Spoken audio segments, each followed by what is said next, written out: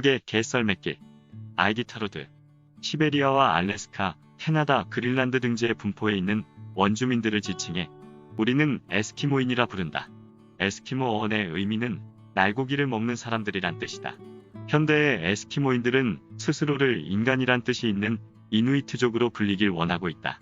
1925년 1월 알래스카의 물자 교역의 중심지인 앵커리지에서 1800km 떨어진 놈이라는 지명을 가진 조그만 시골 마을에 디프테리아가 창궐했다.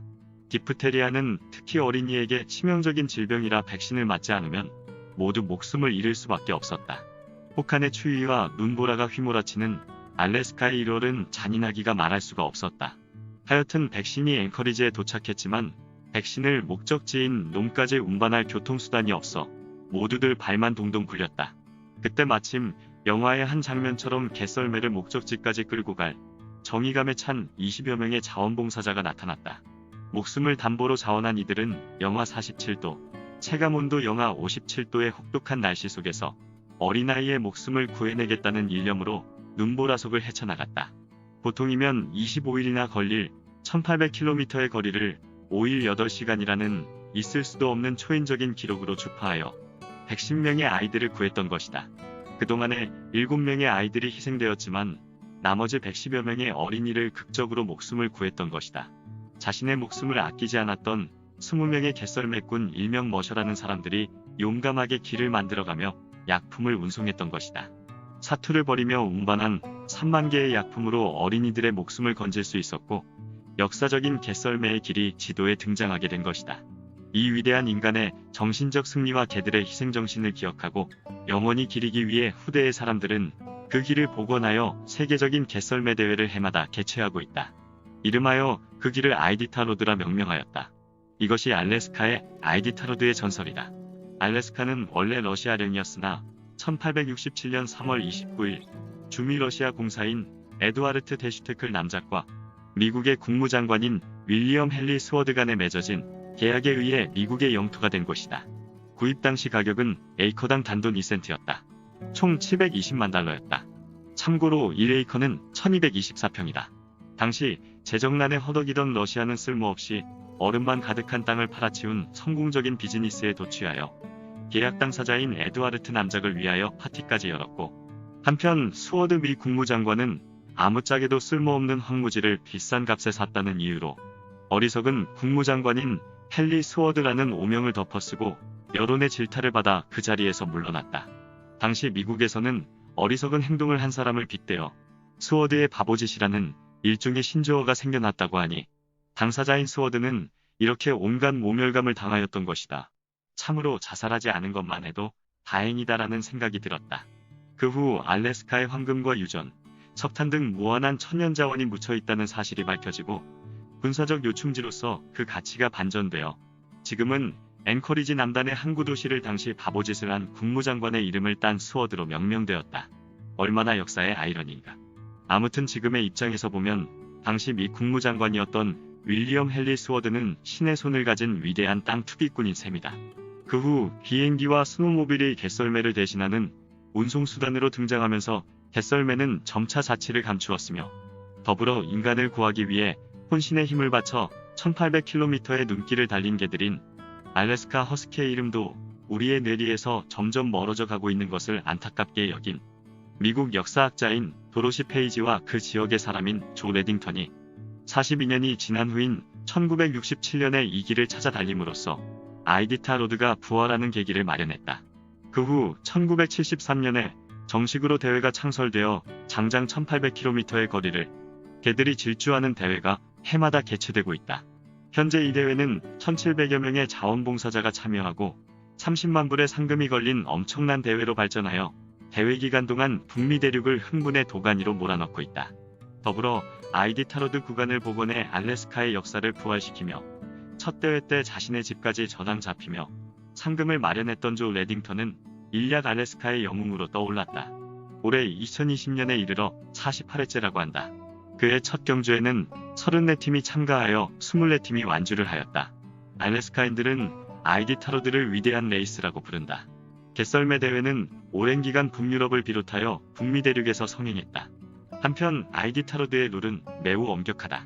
북극권 국가들의 공인된 크고 작은 개썰매 대회에 입상한 경력이 있어야만 출전을 신청할 자격이 주어지고 그 뒤에 협회의 엄격한 심사를 거쳐 실제 출전 자격이 주어진다. 따라서 아이디타로드 선수가 되고자 모든 시간을 쏟아붓는다 하더라도 최소한 4년 이상 걸리는 셈이다. 출발 시 팀을 이룰 수 있는 개는 16마리까지 허용되며 꼬린 지점에 최소 5마리 이상의 개들과 함께 들어와야 된다. 끝이 없을 것 같은 설원을 달려야 하는 운명을 타고난 경주용 개들은 대부분 늑대와의 잡종으로 허스키라고 불리우는데 특히 알래스칸 허스키는 내륙 지방의 아스바스칸 인디언들이 강인한 종자만을 교배시켜 만든 잡종으로 가장 우수한 경주견으로 인정받는다. 썰매를 끄는 개의 배열은 맨 앞에는 리더인 대장견이 서고 중간 배열에는 방향을 잡아주는 개들이 배치되며 맨 뒤쪽에는 힘이 좋은 개들을 배치하는데 이들의 역할은 태어나면서부터 받는 적성 훈련을 통해 정해진다. 프로 머셔들인 전문 개썰매 선수들은 자신의 경주견을 마치 자식처럼 생각하며 키운다. 여러 차례 우승 경험이 있는 여자 선수인 수잔 부처는 자신이 키우는 수백 마리의 개들의 이름을 붙여주는 바람에 정작 자신의 딸이 태어났을 때는 지어줄 이름이 없어 한참을 고민했다는 우스개 일화가 지역 신문을 통해 알려지기도 하였다. 흔히들 개썰매 대회라고 하면 단순히 개나 끌고 가는 대회라 쉽게 생각한다. 그러나 개썰매 대회는 일반 경마대회처럼 한 기수가 한 마리의 말을 조종하는 게 아니라 16마리의 개들을 혼자 거느리고 설원을 달려야 하는 게임이기 때문에 차원이 다르다. 사람과 개라는 살아있는 생명체 간의 완벽하고 긴밀한 교감을 통해서만 가능한 것이다. 더구나 선수들은 전 구간을 달리는 동안 연일 5시간 동안의 수면만을 통하여 개들을 돌보아야 하고 오르막이 나타나거나 혹은 개들이 지쳤을 때는 썰매에서 내려 개들과 함께 뛰어야 하므로 상당한 체력이 필요하다.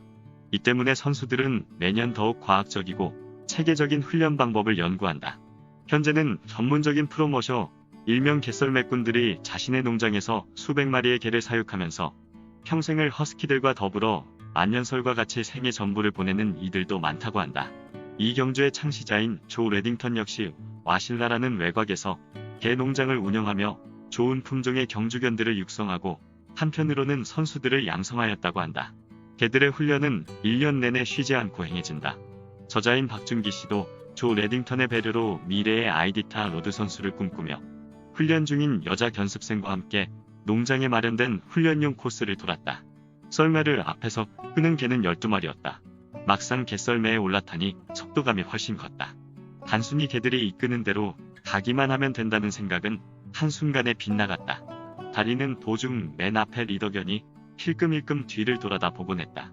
이 행동은 리더견이 내가 잘 타고 있는지, 개끈을 튼튼히 잘 잡고 있는지를 체크하는 행동이란다.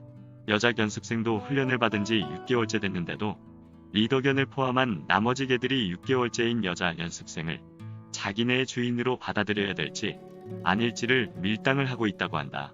예를 들어 리더견이 일부러 엉뚱한 길로 들어서서 그녀가 그 사실을 얼마나 빨리 알아차리는지를 시험하기도 하고, 때로는 일부러 리더견이 달리기를 거부한 채 길바닥에 일부러 널브러져 눈만 껌벅껌벅하면서 여자 견습생이 자기네들을 어떤 방식으로 훈육을 하나 하고 멀뚱히 지켜보기도 한단다.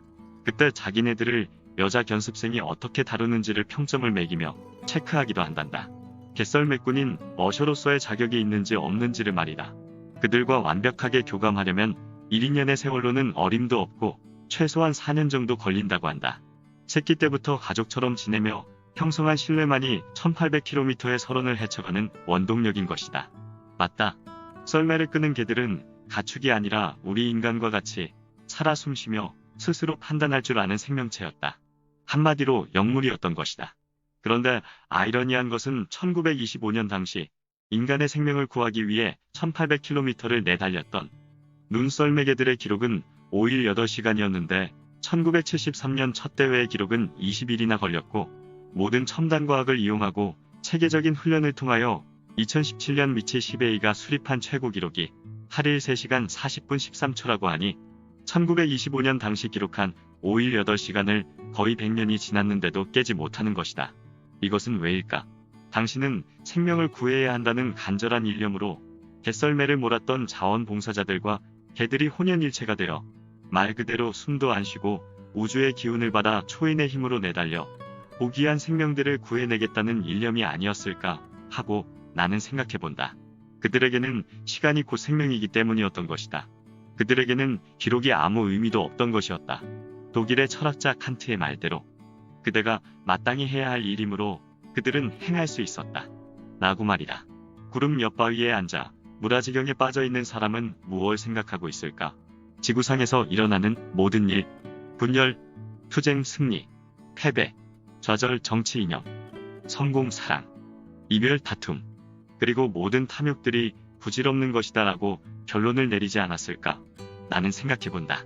그리고 벤치에 넋놓고 앉아있는 인디언 원주민의 축 처진 어깨를 보며 왠지 가슴이 뭉클해진다. 과거 북미 대륙을 호령하고 자연과 자유를 만끽했던 자연인이지 않았던가. 정말 문명이란 무엇인가를 다시 한번 일깨워주는 귀중한 하루였다. 오늘은 여기서 이만 줄일까 합니다. 구독자 여러분 모두들 행복하십시오. 우주의 좋은 기운이 여러분에게 깃들 것입니다. 감사합니다.